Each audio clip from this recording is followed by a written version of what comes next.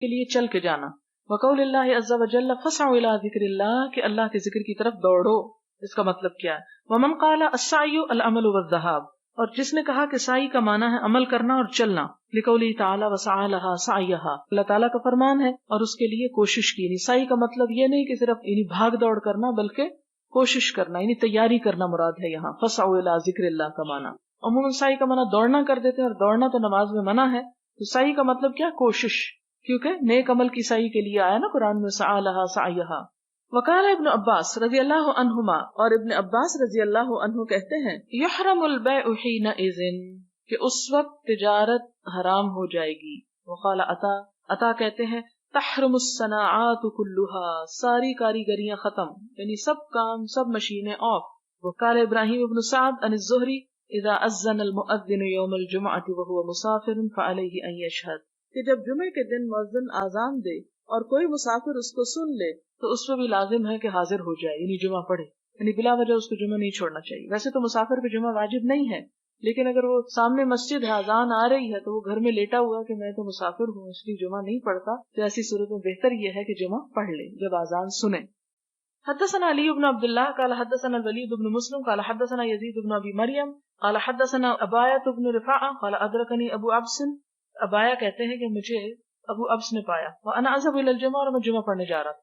فقال تو کہا سمعت النبی صلی اللہ علیہ وسلم یقول کہ میں نے نبی صلی اللہ علیہ وسلم کو فرماتے سنا من اغبرت قدماه فی سبیل اللہ حرمہ اللہ علی النار جس کے قدم غبار آلود ہو گئے اللہ کے راستے میں، اللہ اس پر جہنم کی آگ حرام کر دے گا.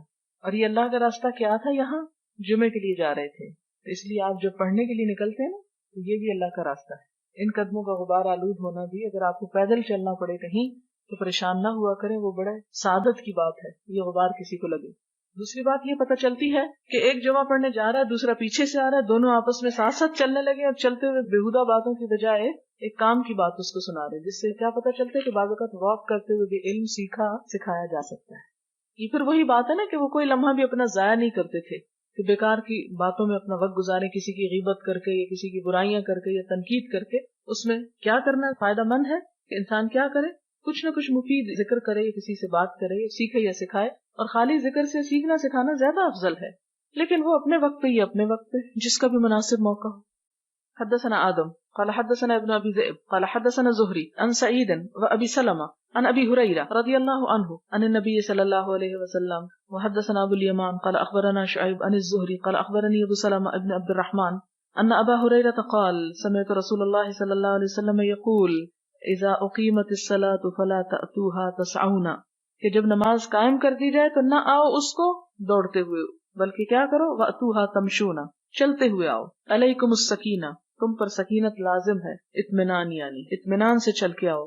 وما ادرکتم جو مل جائے فصلوا بس نماز پڑھ لو، وما فاتکم اور جو رہ جائے فاتموا تو کیا کرو تمام کر لو، بعد میں پورا کر لو. لیکن دوڑ دوڑ کے دوسروں کے خشوع و خضوع میں خلل نہ ڈالو، کیونکہ اب نماز میں اگر انسان سنے کہ کوئی دوڑ رہا ہے تو وہ خوف کا شکار ہو جائے گا کہ پتہ نہیں کیا آ رہا ہے پیچھے، ہو سکتا ہے کوئی سوچ بیٹھے شیر آ رہا ہے تو وہ بھی دوڑنا شروع کر دے.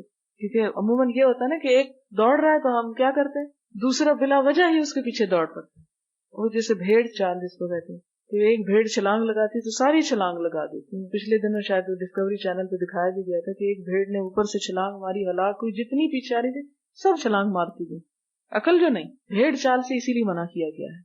اور بھاگنے سے خاص طور پر کہ شور ایسا اور ہنگامہ ادھم برپا کیا جائے کہ نماز میں انسان کسی اور کی کام کا ارادہ کر بیٹھے.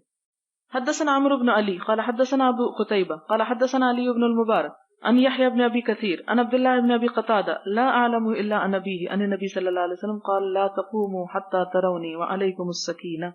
آپ صلی اللہ علیہ وسلم نے کیا فرمایا کہ نہ تم اٹھو یہاں تک کہ مجھے دیکھ لو، وعليكم السكينة اور تم پر لازم ہے اطمینان، آہستگی.